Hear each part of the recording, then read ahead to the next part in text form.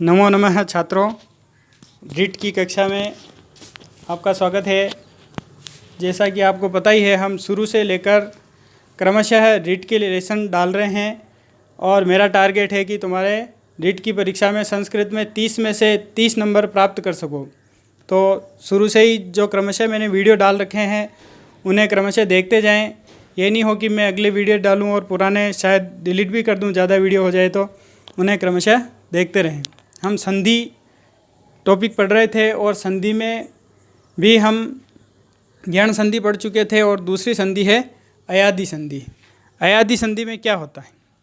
अयादि होता है, इसलिए इसे अयादि संधि। अयादि क्या होते हैं? इन्हें बोलते हैं अयादि। अय, अव, आय, आव, यानी अ, यवा, याव, यानी अय और यादि, अय चारों को आदि बोल दिया। अयादि अयादि होता है, इसलिए अयादि संधि। देखते हैं अयादि किसके स्थान पर होता है? ए के स्थान पर अय, ओ के स्थान पर अव, आई के स्थान पर आय और अव के स्थान पर आव। और ये जो ए, ओ, आई, अव है वो माहेश्वर सूत्रों में ए से लेकर च के मध्य में आते हैं, यानी ए, ओ, अंग, आई, अव, च।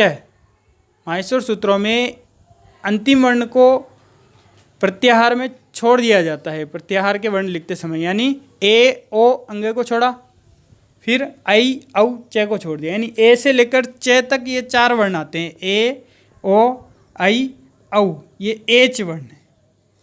एच के स्थान पर, यानी इन चारों वर्णों के स्थान पर क्रमशः अय व याव होता है, यानी अय होता है, औ होता है, आय होता है, आव होता है। क्रमशः देखते हैं, ए के स्थान पर अय होगा, ओ के स्थान पर अव होगा, आई के स्थान पर आय होगा और अव के स्थान पर आव होगा। कब होगा?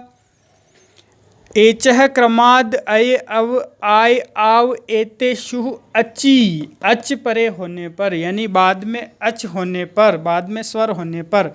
ए के बाद कोई स्वर होगा तो उसका अय हो जाएगा, ओ के बाद स्वर होने पर अव हो जाएगा, आई के बाद स्वर होने पर आय हो जाएगा, अव के बाद स्वर होने पर आव हो जाएगा। देखते हैं उदाहरणों से अच्छी तरह समझ में आ जाएगा। यहाँ हरे प्लस ए, हरे, रे में यहाँ पे र और ए से मिलके रे बना है, ए है, और ए के बाद फिर अच यानी स्वर है, तो ए के स्थान पर हम कर देंगे अय आदेश और फिर इन्हें जोड़कर लिख देंगे है। र में ए मिला र और य में ए मिला ये, बन गया अपने हरये। विच्छेद पूछे हरये का संधि विच्छेद, तो हरये, अय, अय की ध्वनि आ रही है तो उस अय की ध्वनि को अलग करना है। हर अय ए, अय को हटाना है, ए बना देना है, फिर हरे प्लस ए हो जाए। यानी विच्छेद में अय की ध्वनि आ रही है तो अयादि संधि, अव की ध्वनि आ रही है तो अयादि संधि, आय की ध्वनि आ रही है तो अयादि संधि, आव की ध्वनि आए तो अयादि संधि।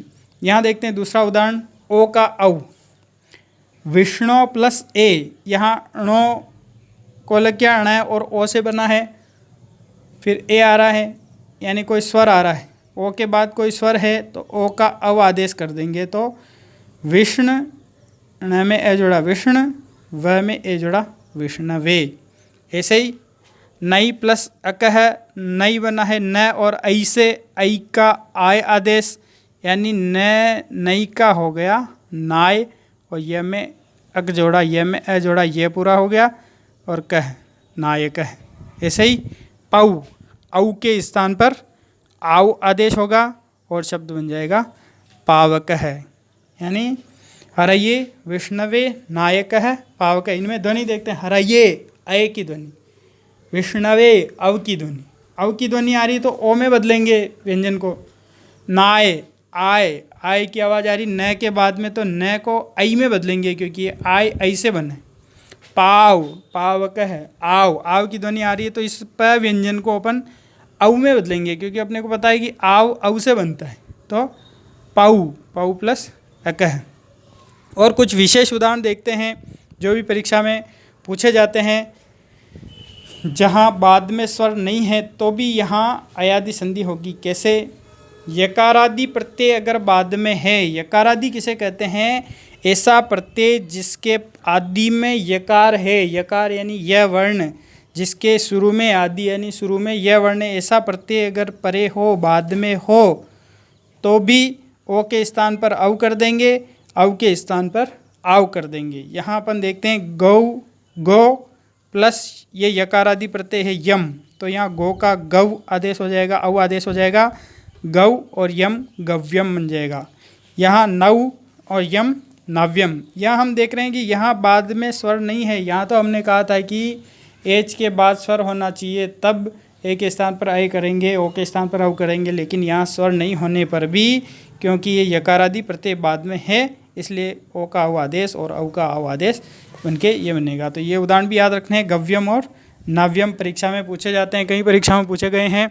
और विशेष नियम एक और देखते हैं कि एक शब्द बनता है गव्युति, यानी मार्ग का परिमाण ज्ञात हो, यानी मार्ग का परिमाण माप पता चले कि 2 कोस 3 कोस ऐसे मार्ग का माप पता चले तो भी ओ के स्थान पर औ कर देंगे।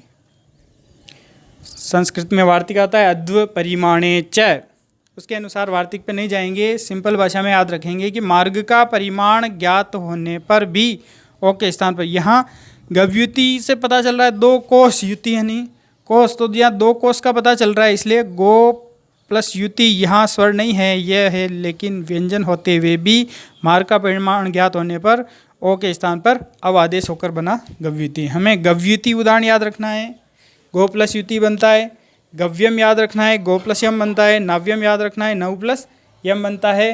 और ये चारों मुख्य उदाहरण याद रखने हैं, और बाकी के उदाहरण जिस भी गाइड से तैयारी करते हो उससे कर सकते हो, और कोई कंफ्यूज हो तो उसको कमेंट में लिख के पूछ सकते हो।